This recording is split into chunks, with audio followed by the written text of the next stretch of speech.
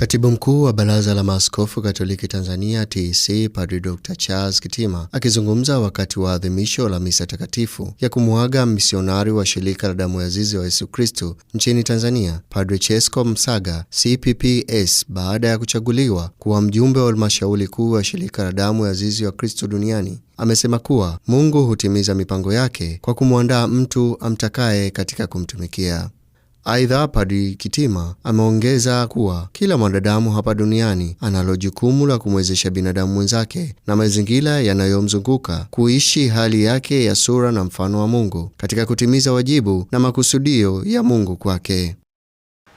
Tunapokuwa tumekuwa pamoja kama hivi, ni kumwezesha mwenzetu aishi ile hali yake ya kuwa sura na mfano wa Mungu ili aweze kufanya kazi zake vizuri. Ndivyo wazazi hawa tunavyoona kina Sora na kina Elizabeti na Zakaria walivyopewa hayo majukumu, kumwezesha, kumwandaa na kuwa na huyu, kumsindikiza ili aweze kufanya kazi zake za Mungu vizuri.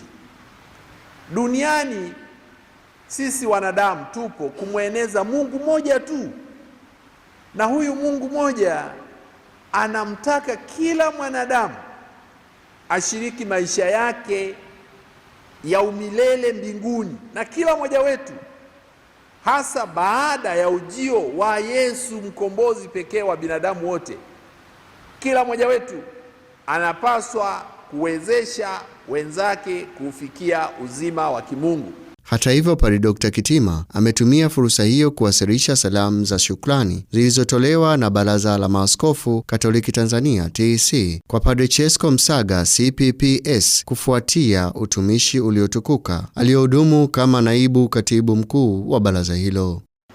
Unatumwa tena kwenda kuendeleza kazi za Yesu huko makao makuu ya kanisa Roma na makao makuu ya shirika lako kiulimwengu kule Roma. Kwa hivi wanakushukuru sana na wanakutakia mema. Hawakunipa kitu kizito ni kukabidhi, ila wamekuahidia sala zao. Katika hatua nyingine, Padre Kitima ametumia nafasi hiyo kumtangaza Padre Faustin Furaha kuwa naibu katibu mkuu mpya wa baraza hilo la Maaskofu Katoliki Tanzania TEC. Sisi kawaida kwenye baraza huwa tunachaguliwa kwa maaskofu kupiga kura, sio kutaja, tunapiga kura. Kwa waliopigia kura baadhi ya mapadri, na basi wakampata mrithi wa Father Chesko ambaye ni Father Faustin Furaha, ambaye baba askofu rais wa baraza ameomba nimtangaze.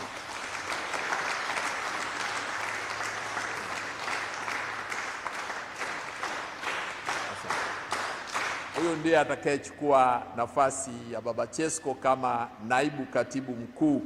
Misionari huyo wa Shirika la Damu Azizi ya Yesu Kristo nchini Tanzania, Padre Chesko Msaga CPPS, alichaguliwa kuwa mjumbe wa halmashauri kuu ya Shirika la Damu ya Azizi ya Yesu Kristo duniani katika uchaguzi uliofanyika Septemba 10, 2025 huko Assisi nchini Italia. Padre Chesko anakuwa Mwafrika na Mtanzania wa pili katika historia ya shirika hilo kushika nafasi ya juu ya kiongozi baada ya Padre Felix Mushobozi CPPS kutoka province ya Tanzania kuwahi kushika nafasi hiyo mwanzoni mwa mwaka 2000.